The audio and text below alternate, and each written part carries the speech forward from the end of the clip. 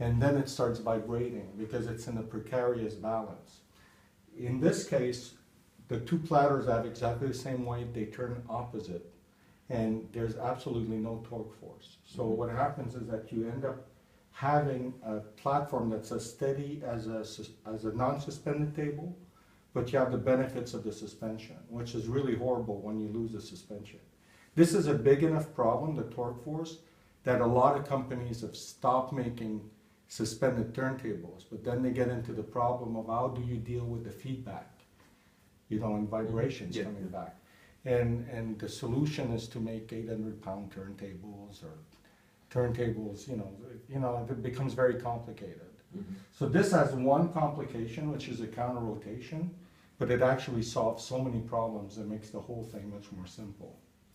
And it achieves, to me, superior sonics, Okay. Yeah. And the sandwich construction of each. Yeah, this is phenolic, and it's not only glued, it's clamped together. And when you knock on this, there's no resonance. It's dead. Yeah, it's dead. Because this is a damping layer,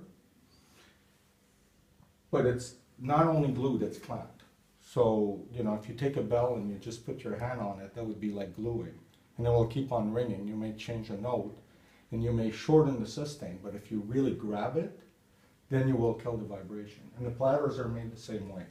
The platter looks like it's one piece metal, but there's actually a piece of phenolic inside. And then on top, there's also Delrin and then carbon fiber. So it's a bit of a complicated. It's a multi-layered. Yeah, multi-layered. It's made like a clamshell. And you see that there's Delrin to insulate the bearing from the platter. So the bearing's not in direct contact with the platter. And underneath this, there's, as I said, there's Delrin. Yep. And the drive system is also very important. We use DC motors made by Maxon. They're non-cogging, so there's no vibration in the motor. But these motors, a lot of companies shy away from using them because they're hard to speed control. An AC motor will always run at the same speed. Yeah. Because DC, that's difficult. But the DC is difficult. Well, we use 4 sensors. One sensor on the platter, one sensor on the motor, 2 optical sensors for each platter. And the wow and flutter is plus or minus 0.07%, which is all negligible.